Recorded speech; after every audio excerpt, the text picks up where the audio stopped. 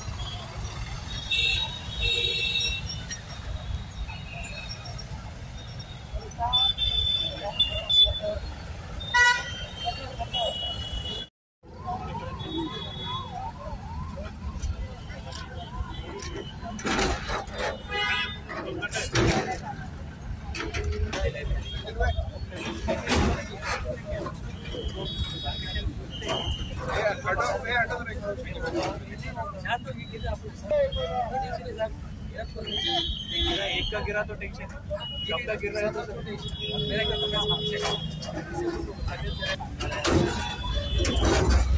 जब आप रोड बनाएंगे तब तक जगह संभालिए।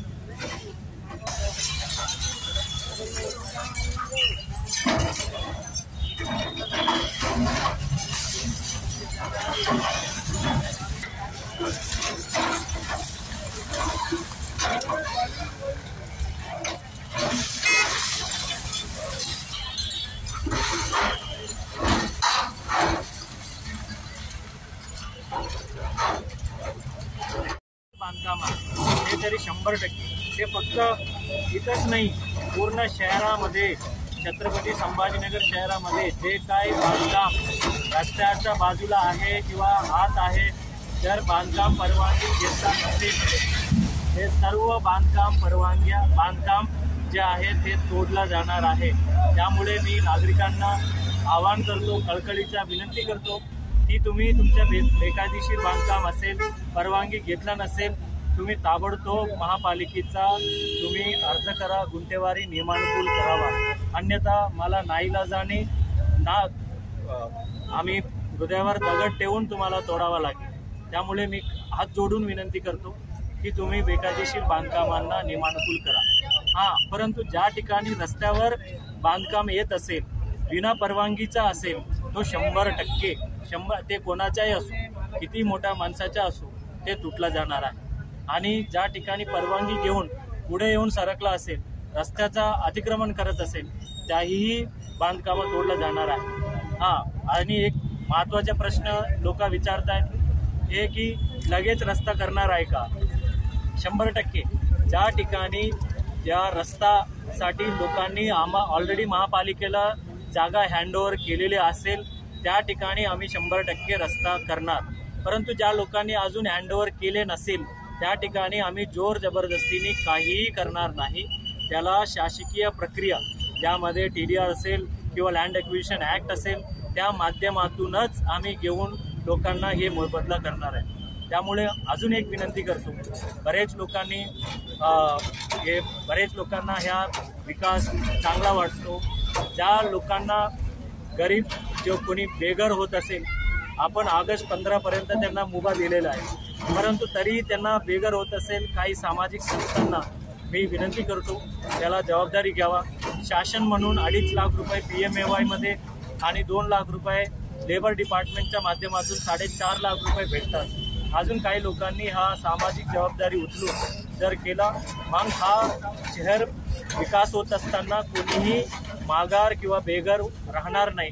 एवढंच मी या ठिकाणी आवाहन. आज छत्रपती संभाजीनगर महानगरपालिका शहरांतर्गत विशेष करून कॅन्टोन्मेंट नाकापासून दौलताबाद टी पॉईंट पर्यंत जे महानगरपालिका हद्दीमध्ये सर्व बेकायदेशीर बांधकाम, त्या बांधकामांना परवानगीच नाही आहे अशा सर्व बांधकामे पाडण्याचा मोहीम पूर्ण शहरभर आपण सुरू केलेला आहे. प्रथमतः आपण बीड बायपासपासून देवलाय रोडपर्यंत आपण केलं. आता देवलाय रोडपासून पुढं आपण याच्यानंतर एक बारीबारीने आपण घेणार आहे.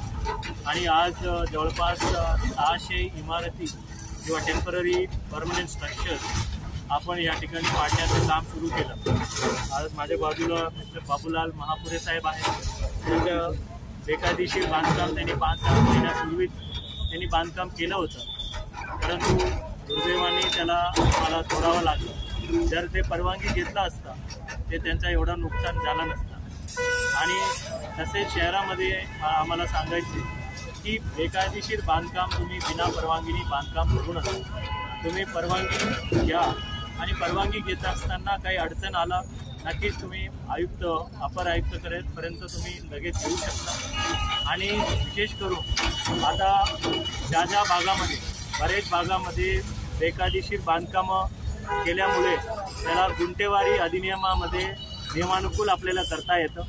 31 डिसेंबर 2020 पूर्वी जे काही बांधकामं उभे आहे त्या सर्व कामं जर ते नियमानुकूल करता येत असेल, म्हणजे ज्या ठिकाणी रस्ता नाही आहे, गार्डन त्या भागामध्ये येत नसेल, त्या गुंठेवारी आम्ही करू, जेणेकरून लोकांना पाडापाडीपासून आम्ही त्याला थांबवू शकतो.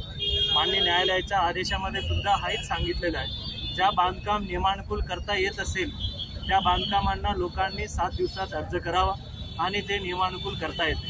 आजही मी बरेच इमारती, बरेच हॉटेल, लॉन्स जे बेकायदेशीर होत्या आणि त्यांनी गुंठेवारीमध्ये नियमानुकूल करण्याच्या अनुषंगाने जवळपास 4-1 प्रकरणं त्या लगेच इमिडिएटली त्यांनी एक ॲडव्हान्स चेक म्हणून त्यांनी दिलेला आहे, त्याला आम्ही त्या ठिकाणी थांबवलं आहे.